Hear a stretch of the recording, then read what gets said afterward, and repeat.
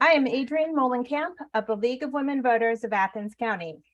Welcome to this informational forum for Ohio State Issue 1. We hope that this will provide you with information for the upcoming election. Please make sure that you have a voting plan. Early voting started yesterday. You can contact your County Board of Elections office to find the location and the times of your early voting. If you want to vote by mail, you must submit a written absentee ballot request form. We recommend submitting those forms as soon as possible to allow time for mail delivery of your ballot. Election Day is Tuesday, November 8th. You can verify your polling place by contacting your County Board of Elections. In addition to candidate events, our Athens County League publishes a voter guide with information about candidates and issues. Voter guides created by our league and other leagues around Ohio are available online at vote411.org. The League of Women Voters is dedicated to expanding public awareness about government issues and encouraging active participation in government.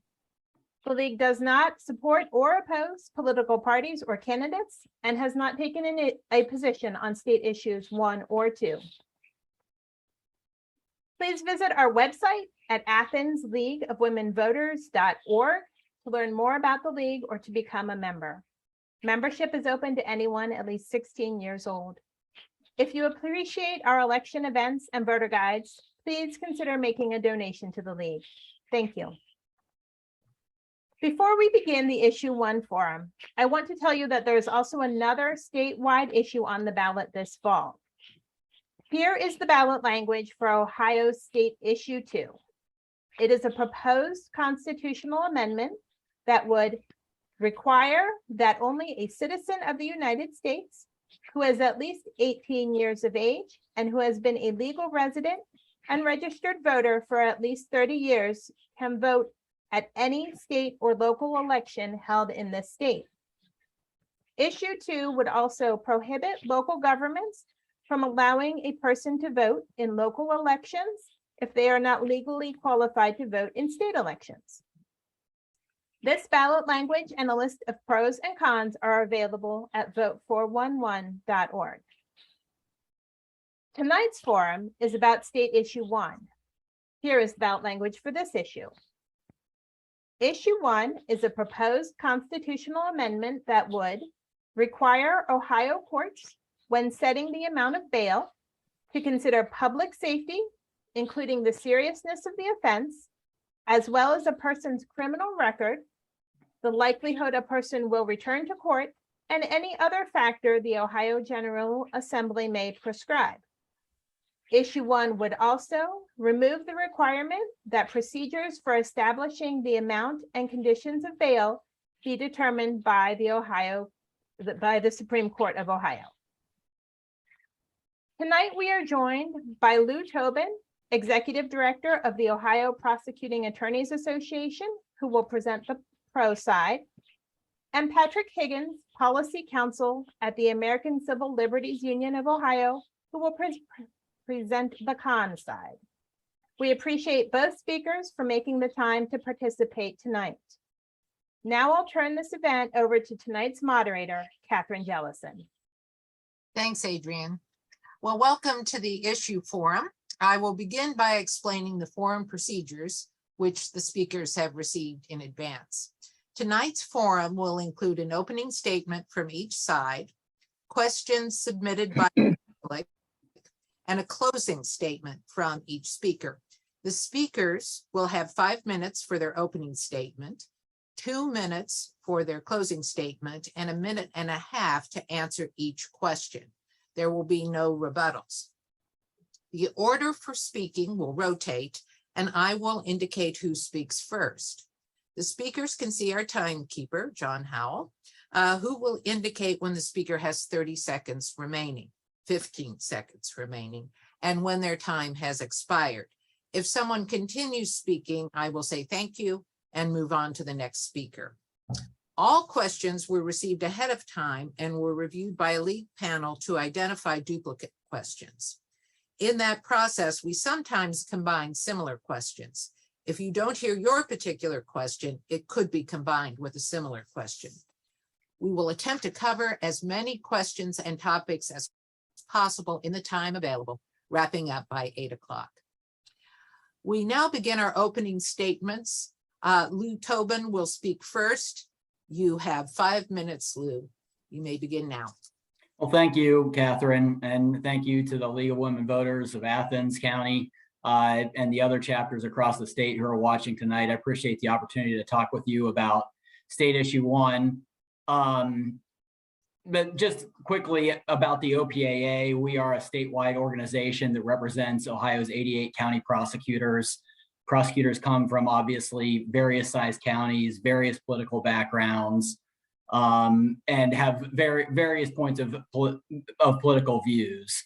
It's important for everybody to understand that to us, this isn't a political issue. It's universally supported by prosecutors, regardless of where they come from and what their background and what their political inclinations are. To us, it's about public safety. It is about protecting communities and keeping dangerous offenders away from the victims and from committing more crimes. And I think there are 4 key points that I want everybody to take away tonight. The first is that all Issue 1 does is give discretion back to your local elected judges to consider public safety, along with a variety of other factors like a person's income, their ties to the community, whether they're employed, the seriousness of the offense, the person's criminal history. Public safety will just be considered along with everything else when judges are setting a reasonable amount of bail.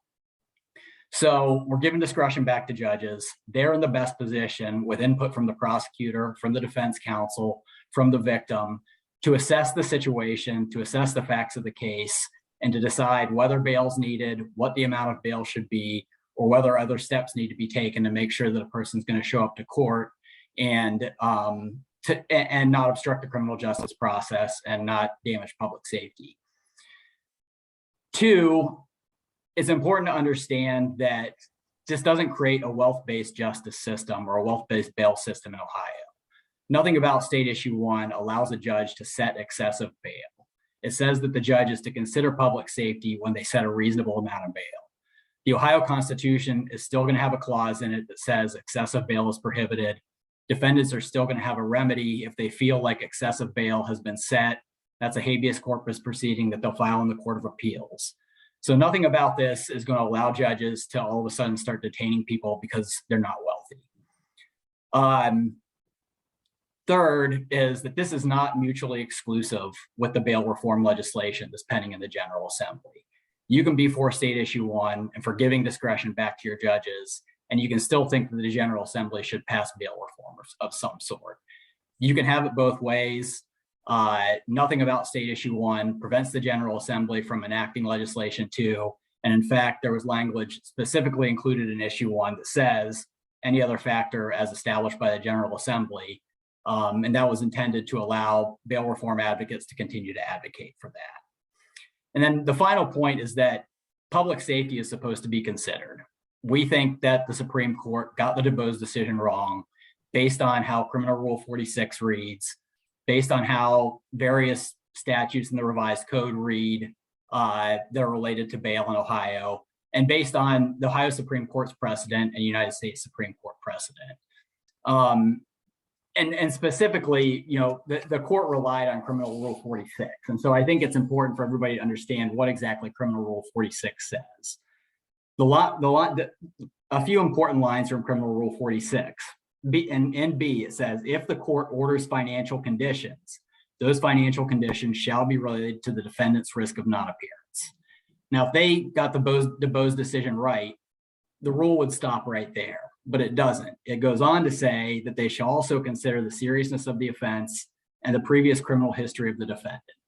Those are 2 clear public safety related topics, the seriousness of the crime and what the person's criminal history is. And the rule says that courts are supposed to consider that when they're setting financial conditions of bail. 2, in Division C of the rule, it says that courts are to consider all relevant information. And part of that is, and then it lists a number of topics.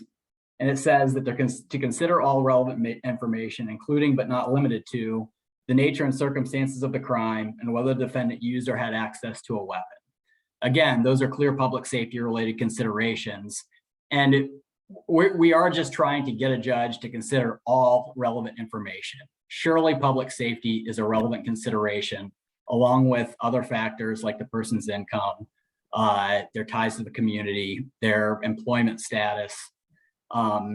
We just want judges to consider everything that's relevant in making these decisions and setting a reasonable amount of bail.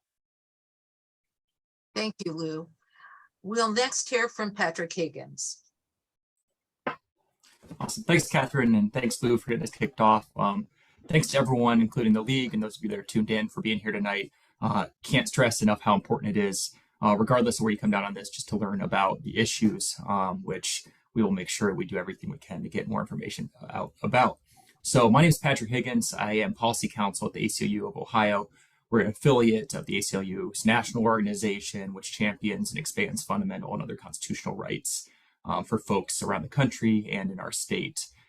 So we're 26 days away from the election. Again, thrilled to be here speaking about this important issue. I think this is an important moment for a number of reasons that, I'll outline pretty similarly. But just to note the gravity of the moment of we're being asked to amend our state constitution. And we're being asked, and I hope you reflect on this throughout the night as well, which is, what does public safety really mean to you? I think it's important to note that it's not defined in issue 1. So it's an important thing to consider as we think about which way we want to go with our future of public safety in Ohio. So I think we all deserve to live in safe communities. We all have constitutional rights that protect us from unconstitutional interference with our freedoms. So I hope, among the many things that you take away from tonight are the reasons that are core to our belief that issue 1 is not right to Ohio. And I say that, and this is an area that Lou and I disagree, which is that the DuBose decision, we think, was a straightforward, correct reading of the law. We think Rule 46 is clear. We think the history of cash bail, distinct from some of the other ways that bail can be set and folks can be released from jail pre-trial. We think that reading of the law was correct, which is that the primary purpose of using cash in bail is to make sure that a person comes back for their trial date. It's not to punish a person. It's not a gauge of their morality. It is to make sure that there's enough money on the line that they come back for their trial date. And so when we think about that, we're also thinking about what really does keep our communities safe. And we know that throughout history and today and in the future that cash bail is not the solution for public safety. And I say that because, let's say myself and someone else that's in the audience tonight commit the same crime today, we're after this forum tonight. We're having the same circumstances, same danger to the community, hypothetically, but we have different amounts of money in our pockets. When a person can post bail in those same circumstances, but another cannot, we think that's unfair. We think that's unjust, that amount of money can determine their freedom. We think it's unfair that a person could purchase their freedom. Along that same line, and I think, it's important to say, although not the topic of the debate tonight, or the forum tonight, is that we do have an alternative before us. And Lou mentioned that there is an alternate mechanism for bail reform pending in our state legislature. It's been there for 513 days. So when we think about the urgency of public safety that folks who are supporting issue 1 are putting out in front of voters and saying, we need this right now, the public is less safe, I say that's wrong. And I say we haven't acted on this alternative that's in the legislature and really does focus on public safety in a different way. I think lastly, just to kind of wrap this up, when we think about what public safety means to us, we're talking about our communities, we're talking about human beings. And so when we're thinking about this pretrial system, which is large, costly, expansive around the state with over 12,000 people on any given day in Ohio jails sitting there pretrial before they've been convicted of a crime, we're talking about our neighbors. We're talking about people who are legally innocent. We're talking about people who, while they sit in jail, cannot pick up their children from school, cannot go to work, cannot pay their rent because they're not going to work. And so we're thinking about human beings. We're talking about people navigating the system who have a real human impact in whatever we decide to do in November. So I thank you for being here again to learn about it. I hope it's informative and looking forward to the discussion tonight. Thank you. Now we move to the question and answer portion of the forum. Speakers will have 1.5 minutes to answer each question. These questions were all submitted by the public. If either of you need a question repeated, please ask me and I'll be happy to do so. So we will go first to Patrick. What spurred the Ohio General Assembly to propose this particular amendment to the Ohio Constitution? Great. Thank you for the question.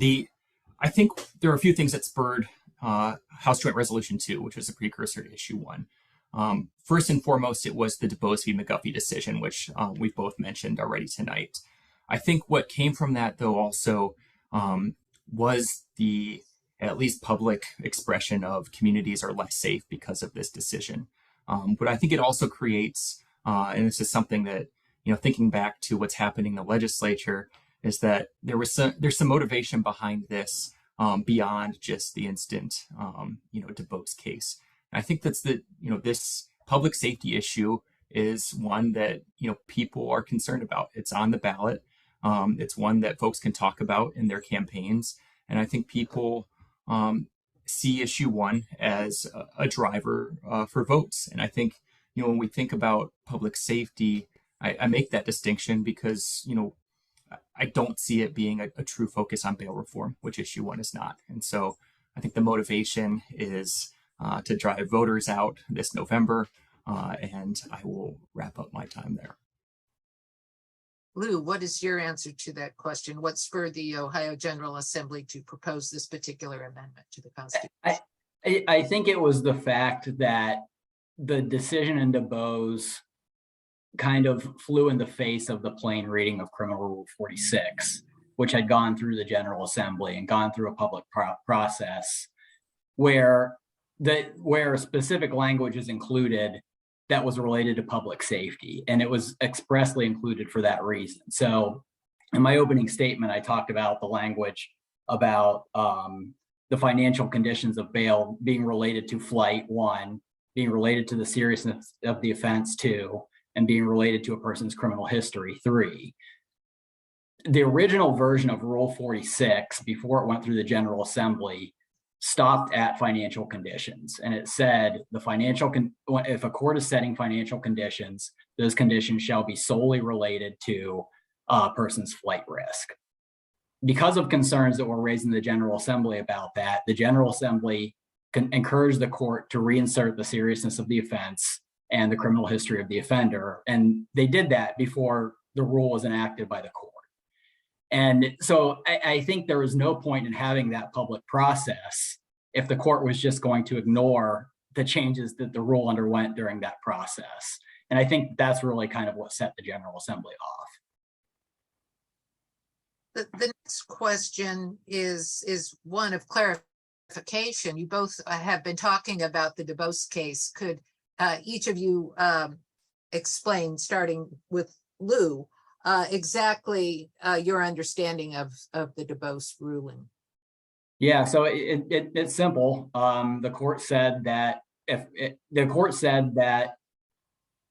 courts who are setting bail can consider public safety related reasons when they're establishing non-financial conditions.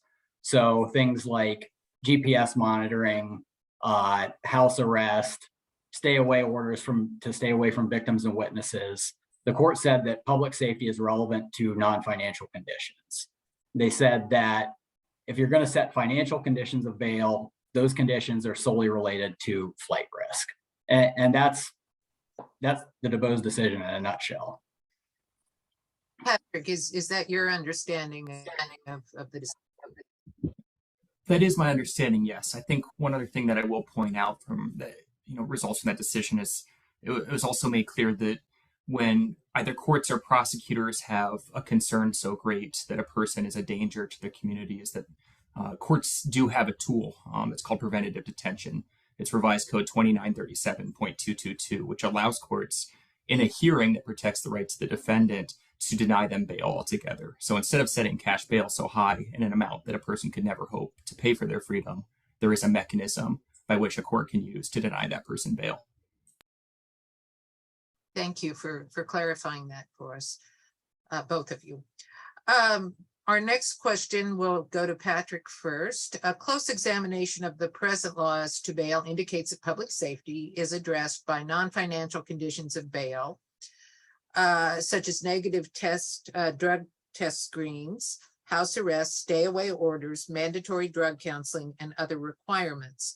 Are courts able to protect the public and alleged victims with these sorts of conditions alone? So my short answer to that is yes. Courts can protect individuals with, conditions of release. There are a whole array of different conditions of release that a court can impose on a person. Can include, everything as restrictive, which, we wouldn't want to see in every case, but everything is restrictive as monitoring where that person's going, what they're doing, to, less intrusive things like you already mentioned. So I think, yes, conditions can protect the public. And I think, again, going back to my recent point, that if that concern is so grave that a person cannot go back to their community, there is a mechanism beyond just a condition of release that can prevent a person from obtaining bail altogether. Lou, how would you answer that question? I think, yes, sometimes non-financial conditions can protect the community. I think by and large, most people who are in an arraignment hearing are being released on their own recognizance or are being released with some sort of non-financial conditions of bail. I think for most people, that's probably fine. There are, however, offenders who get placed on electronic monitoring units and cut the monitoring units off and fail to show up for court, or go on to harm victims and witnesses and go on to commit other horrendous crimes. So there are other people who non-financial conditions just aren't good enough for. The other issue with it is that, I think some people in the public have this perception that there's somebody watching. If somebody's placed on electronic monitoring or placed on house arrest, that there's somebody sitting there monitoring where they are at all hours of the day, and they're just not in Ohio. So, you can place an electronic monitoring unit on someone and they could go to the victim's house and no one would ever know it unless the victim had called the police. So I think to a certain extent, electronic monitoring and house arrest provide a false sense of comfort. Thank you. This next question, Lou will answer it first. One of the arguments in favor of this amendment is that it gives individual courts more discretion in determining cash bail. Can you explain how, if this amendment is adopted, courts will actually have more discretion? Yeah, it 100% gives judges more discretion. And I think, as I said again in my opening statement, we think judges are in the best position to do that. They're most familiar with the case. They're most familiar with the defendant most of the time. And so, right now, after DuBose, a court might set bond for a violent offender at $50,000 because the only thing the court can consider is whether that person is a flight risk or not. And let's say they've got a little bit of a criminal history, but they've always shown up for court. So they're not really a flight risk. You want to set a low bond and get them out of jail. On the other hand, you might have somebody who's got that same criminal history. It's a violent criminal history. Now they're in front of the court again on another violent offense. Pretrial detention might not be an option for a variety of reasons. And so maybe the court just increases the bond from $50,000 to $100,000 or to $150,000 to give that person a little bit more skin in the game. Patrick, how would you answer this question? Sure. Discretion is not a word that I would use. I think requiring that the courts do consider something else is not giving individual judges more discretion over that. I think, beyond that, adding a requirement that public safety be considered, shouldn't necessarily change, that exact amount unless bail is being set to an amount that's excessive or more than what's required to make sure that person shows up to their trial date. And so, I guess short answer, no, don't agree that this is more discretion. But beyond that, think that, even if we were to accept the fact that this is more discretion, don't think it does anything to really add to this public safety analysis. Thank you. This next question will go to Patrick first. The Ohio Supreme Court presently sets the rules as to criminal procedure. If this amendment is adopted, the General Assembly will set the rules as to bond. Is it wise to remove the Ohio Supreme Court from rulemaking on the question of bail? Short answer is no. That's something else that, I'm glad is raised as a question because I didn't get to it in my opening statement, which is that this is a significant shift in, power, essentially. That, as things stand right now, before issue 1, is that courts create the rules for the, procedure in setting bail. And in that is where we get, the Rule 46 that's also at the center of a lot of this today. And if issue 1 were to be successful, that rulemaking authority would be taken from the Supreme Court of Ohio and given to Ohio legislators. We think the court is in the best position to be making those rules. And, frankly, I think, it gets a lot messier when we put it in the hands of the legislature rather than going through the Supreme Court. Lou, how would you answer that question? Well, I think it's unquestionable that issue 1 gives the General Assembly more authority to set the parameters of bail. But Article 4 of the Constitution still gives the Supreme Court procedural rulemaking authority. So I don't think there's anything about issue 1 that takes away the court's authority to set procedural rules for anything.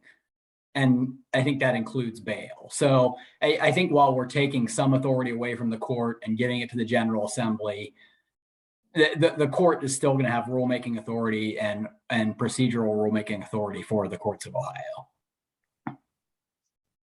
Thank you. This next question goes to Lou first, and it is an issue that has come up previously in tonight's discussion, but I think it's worthwhile to provide more discussion on this issue. Wouldn't this amendment disproportionately impact lower income people who typically have more difficulty raising cash bail than wealthier people? My answer to that is no. Nothing about this, again, creates a wealth-based detention system. It allows judges to set bail, an amount of bail that's reasonable based on the circumstances. So if you've got a wealthy person who's in front of you for a bail hearing and you're worried about them being a danger to the community, the judge should take that into consideration, along with everything else, just like they should for somebody who's not wealthy. I think even more importantly, though, is the fact that, at least in Columbus, and I think other major metropolitan areas in the state of Ohio and across the country, most crime is occurring in underserved neighborhoods. And most victims are people who are minorities who don't have a lot of wealth themselves. And those people deserve justice too, and they deserve safe communities too. And they deserve to be able to get up in the morning and go about their business and provide for their families and go to their jobs without having to worry about whether they're going to be victimized. And I think the problem with opponents' position to state issue 1 is that the very people who they claim to want to help are the people who are going to be most hurt by their policies, because the people who are going to get released are going to go back to those neighborhoods and commit more crimes. Patrick, how would you answer that question? Sure. This is certainly a place that we disagree, and I think the answer is yes. That I would distinguish between. I don't think this creates wealth-based detention because I think we already have that, and I think what issue 1 would do, if successful, would be to quite literally enshrine the use of cash bail into our state constitution. And so when I say that, what I mean is that we know that there are people in our jails around the state who can't afford their bail. Some of the proponents of issue 1 say that those people don't exist, but I encourage you to read some of the stories that we featured about those people. And so, yes, I think if we're relying on cash as a proxy to consider public safety, that ultimately, yes, there are going to be people who cannot afford their bail, and that does result in wealth-based detention. And to respond, just a little bit of time that I have left, yes, I think people in low-income communities deserve justice, even those who are victims of crime. I think the justice they deserve is to live in a community with less crime, with less wealth extraction, and with less damage caused by our criminal legal system and wealth-based detention. So certainly agree on that point. Thank you both for your answers to that question. again, this next question has been dealt with to a certain extent earlier this evening, but this really focuses on some particular language in the amendment. And this question goes first to Patrick. The amendment adds language that reads thusly, and any other factor that Ohio General Assembly may prescribe. And removes the requirement that the procedures for establishing the amount and conditions of bail be determined by the Supreme Court. Isn't this an effort from one branch of the government to take control of another branch of the government? Shouldn't we be troubled by this? The person who submitted this question has asked it. Sure. I think, yes, good to revisit this question. I think, yes, this is, a constitutional amendment proposed by joint resolution. So from our General Assembly, seeking to have voters give that power from the Supreme Court of Ohio to the legislature in setting those conditions. And, frankly, we do find that concerning. We see year over year continued, penalties for folks coming out of our state legislature. We want to see, we want to see a world where there's, fewer and fewer folks going into our jails and prisons. And I think, as a result of that, we to get back to answer your question. I'm sorry, I'm drifting a little bit, but, short answer is yes, we do have concerns about that. Lou. Well, I think that position is interesting because that language was explicitly included for the proponents of the bail reform bills going through the General Assembly so that they were comfortable that they could continue to debate those bills. I quite frankly would have been happy if State Issue 1 didn't include the language about the General Assembly having the authority to establish additional factors. But that's why it's in there. It's in there as a fig leaf to people who want bail reform so they can continue to advocate for bail reform. Thank you. Again, this next question by a member of the public deals with some issues we have discussed already, but allows further discussion. And it goes to Lou first. Will the amendment, if passed, result in more racial disparities or more income disparities than we have now with regard to the setting of bail? If so, how and why? Again, I don't think so. All we're doing is telling judges that they have to consider public safety along with a bunch of additional factors that they already have to consider. And the rule already says that judges are to consider all relevant information, and certainly public safety is relevant too. And again, I would just go back to the point that I was making a couple of questions ago that, a lot of crime happens in underserved communities. A lot of defendants are come from those communities. They're victimizing the people who are in those communities. It doesn't have anything to do with the fact that they're minorities. It has to do with the fact that they lack access to the same type of opportunities that people in wealthier neighborhoods have. But I think the majority of people who are coming from those underserved and minority communities are people who are just trying to go about their day and provide for their families and go to work. And I think we're risking their safety and risking their ability to bring themselves up by their bootstraps by saying that by default, we've got to release the people who are terrorizing their neighborhoods without considering the safety and the harm that they're causing to those neighborhoods. Thank you. Patrick. So short answer again is yes. I think we see in our current, status quo and reliance on cash bail that the weight of our reliance on cash bail, like all things in our criminal legal system, falls most heavily on our Black communities and our low income communities. And so I think, as we, through issue 1, the state considers further entrenching that in how we carry out our pretrial system in the state, that would naturally be the result. And so, I think time will tell, but I think we're confident in the data that we have now and what we can tell now that will be the case after issue 1 as well. Thank you. This next question was obviously submitted by someone who knows something about the law. And it goes to Patrick first. Should courts be, and it's a multi-part question. Should courts be expected or empowered to use cash bail as a means of holding individuals who are deemed dangerous? Why is money part of this conversation?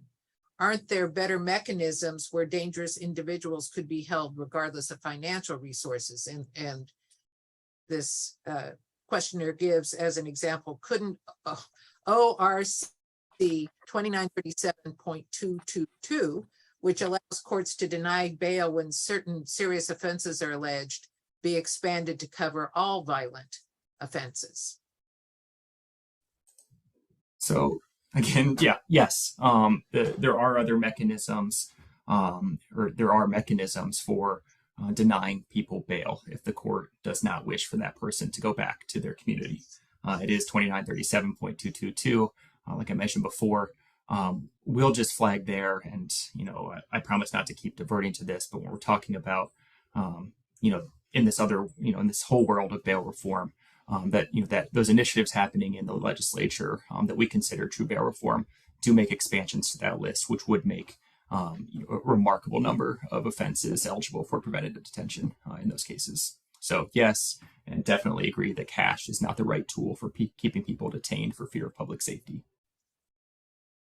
Lou.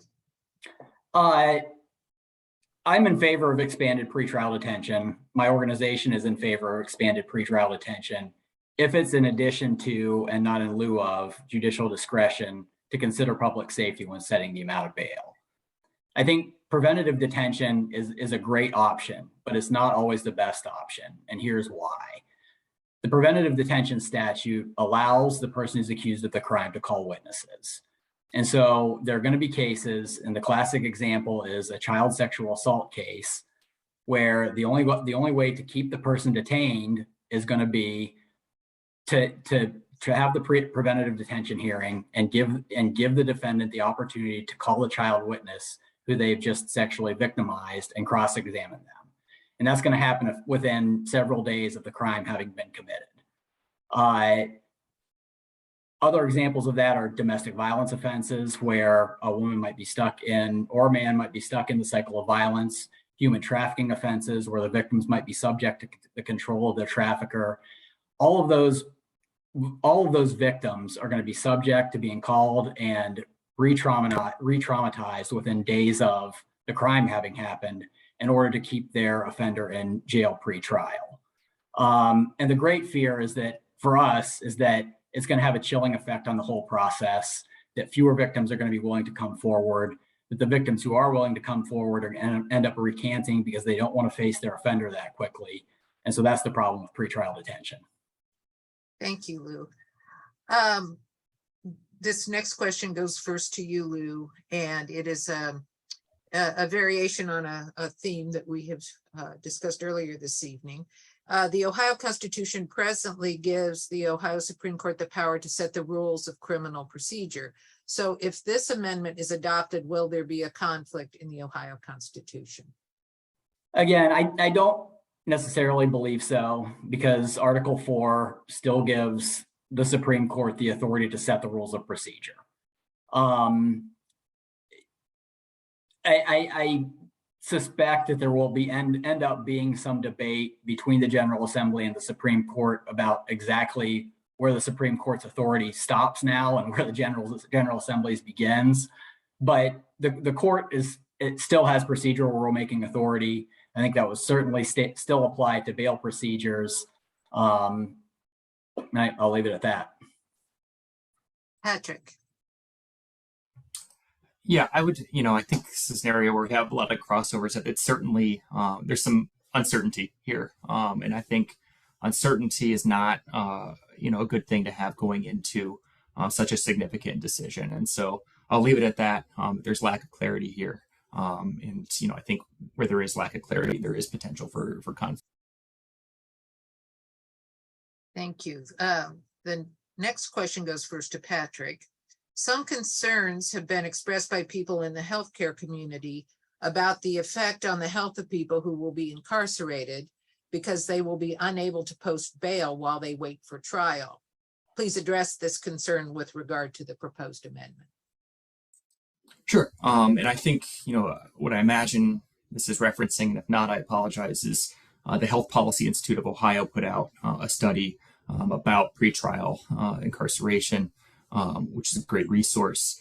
And I think certainly we know that, again, if we're, using, in this instance, public safety as a means to incarcerate someone pretrial, especially through the use of cash, we know that the folks who are sitting in our jails pretrial, who again are legally innocent, that there are significant consequences to single days, especially after 3 days of sitting in jail before a trial date. So again, not just those showing up for work, picking up your kids, but we know that there are health risks as well to being incarcerated. So whether that's people not getting the quality treatment that they would get had they been released, access to medication, things like that, which can get sorted out over time, but certainly in that short period of time can be problematic. So I think vast array of consequences to being incarcerated before one's trial date, and certainly includes health outcomes as well.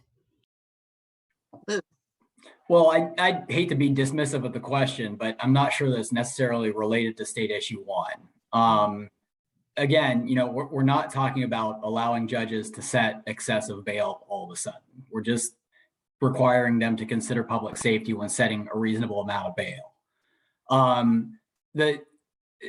But to try to respond a little bit to the question, I think there are huge secondary health effects of crime and violent crime as well. In Columbus just this week, last night on the Hilltop, a 13-year-old kid was shot and killed. Earlier this week, a 15-year-old girl was shot and killed on the east side coming out of her high school. In August, there was a story in the news here that there have been 5,700 car thefts in Columbus through August. And so that's 5,700 people who came out of work or woke up in the morning and tried to go to work and maybe weren't able to get there because their car had been stolen. There are gigantic secondary costs to society of crime and of violent crime. Patrick. We already did that. Excuse me. Lou goes next with this question, which I must say is one of my favorites. Are there any other questions we should have asked you about issue 1? And then that is a good question. I think we've run the gamut. I think just an interesting point, I think, because all of this, I think, surrounds the DuBose decision. Ohio is a Marsy's Law state. And I think I'd be remiss if I didn't talk about the fact that Marsy's Law gives crime victims the right to be heard in public proceedings. And so in the DuBose case at the trial court, the victims got to present why they were afraid of Justin DuBose. They got to talk to the trial court about that. That's one of the reasons that Justin DuBose's bail amount was set at what it was. The Court of Appeals changed that bail amount without hearing from the victims, I think arguably violating their victims' rights. And then the Supreme Court upheld the Court of Appeals decision without hearing from the victims, which arguably violated the victims' rights. And we just shouldn't lose sight of the fact that we're talking about protecting victims and preventing future victimization in terms of requiring courts to consider public safety. And that's really what we should be most concerned about, is the people who just get up and try to go about their day and have things taken away from them, sometimes everything taken away from them, by people who are up to no good. Now it's Patrick's turn. Are there any other questions we should have asked you about issue 1? I think to answer the question with a question is, so when we're really drilling down to, what's behind issue 1, what's the point? And if we're working from the standpoint that any bail amount that is more than what's required to get a person back to their trial date is excessive, then how could within the bounds of the 8th Amendment, which prohibits excessive bail, within those bounds, how will consideration of public safety and promotion of issue one actually protect public safety? What is the mechanism within this cash bail usage that will actually keep the public safe? Thank you both. Those are all of our questions from the public. So we'll now move to closing statements. And Patrick will go first. Each of you will have 2 minutes for your final remarks. Certainly. So I'll start with, extreme amount of gratitude for Catherine, for John, for Lou, for being here.